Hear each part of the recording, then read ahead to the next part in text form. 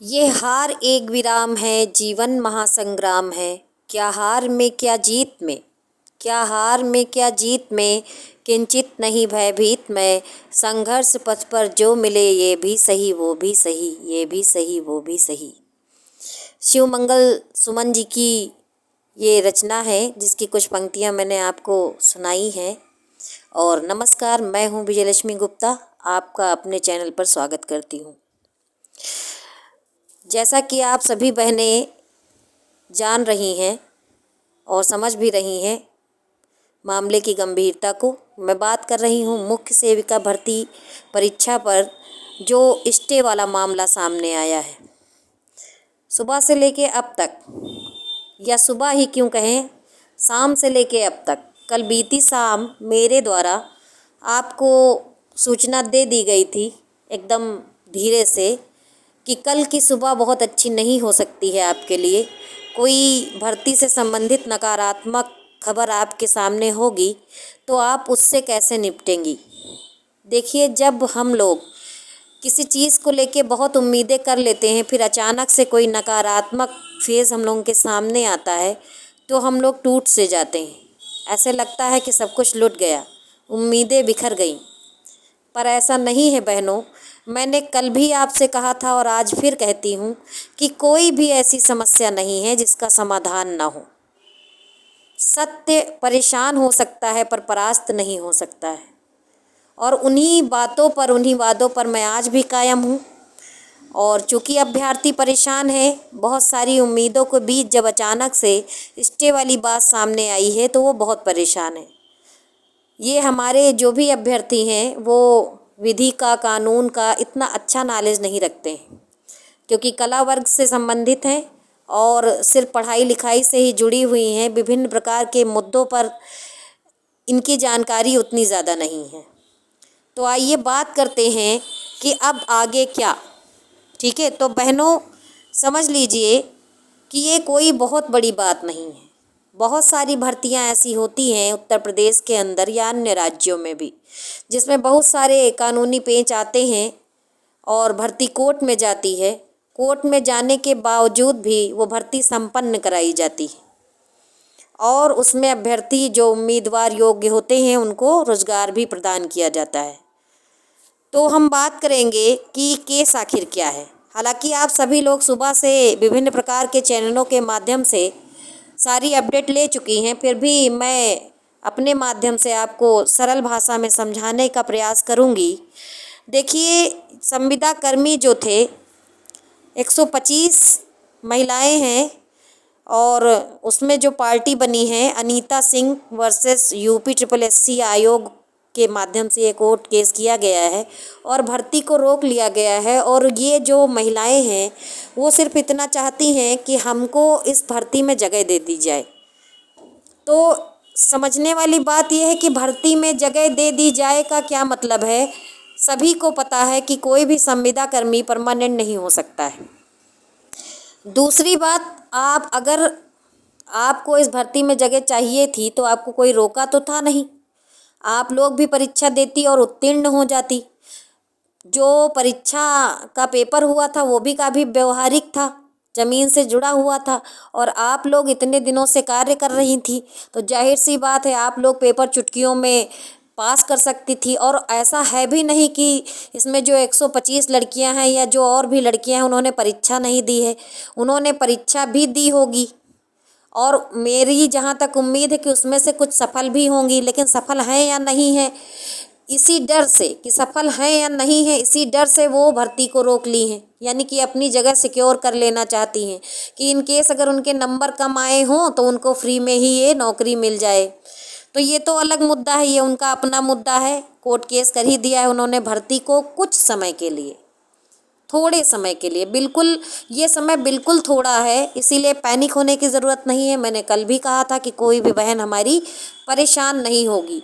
थोड़े समय के लिए उन्होंने इस भर्ती को स्टे ले लिया है। तो जो माननीय कोर्ट है, जो हमारे यहाँ न्यायालय है, वो सर्वोपरि है। कोई भी आयोग, कोई भी नेता मंत्री, कोई भी प्रदेश का मंत्री कोर्ट के अगेंस्ट नहीं जा सकता है। अब जो भी फैसला होगा वो कोर्ट का होगा।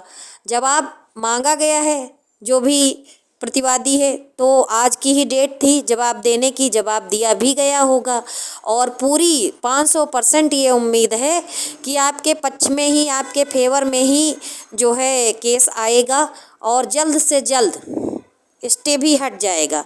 क्योंकि माननीय कोर्ट के सामने जब प्रतिवादी अपना जवाब रखेगा और कोर्ट उससे संतुष्ट हो जाएगी तो स्टे वो हटा ही देगी।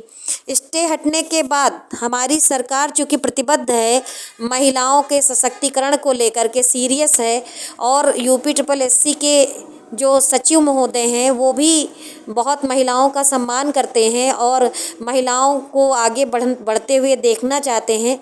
क्योंकि सचिव सर से मुलाकात में ऐसा उनके व्यवहार से प्रदर्शित हुआ कि वो महिलाओं को रोजगार दिलाने के लिए बहुत ही प्रतिबद्ध हैं, बहुत ही जागरूक हैं और महिलाओं की जो मना स्थिति है उसको वो समझ रहे हैं। क्योंकि वो भी जानते हैं कि ये एक समाज का ऐसा दबा कुचला वर्ग है जो बहुत सारी परेशानियों से ग्रस्त रहता है और बहुत ही मेहनत से पढ़ाई लिखाई करके यहाँ तक पहुँचा है। तो हमें इनको रोज़गार देना उनकी प्रायोरिटी है। और दूसरी बात एक और है जो इन सब के बीच में चल रही है कि कुछ हमारे YouTube चैनल हैं जो भ्रामक खबरें फैलाते हैं। भ्रामक खबरों से तात्पर्य ये है कि वो आयोग के सचिव सर का जो है गलत इमेज जो है प्रस्तुत कर रहे हैं आप सभी लोगों के सामने।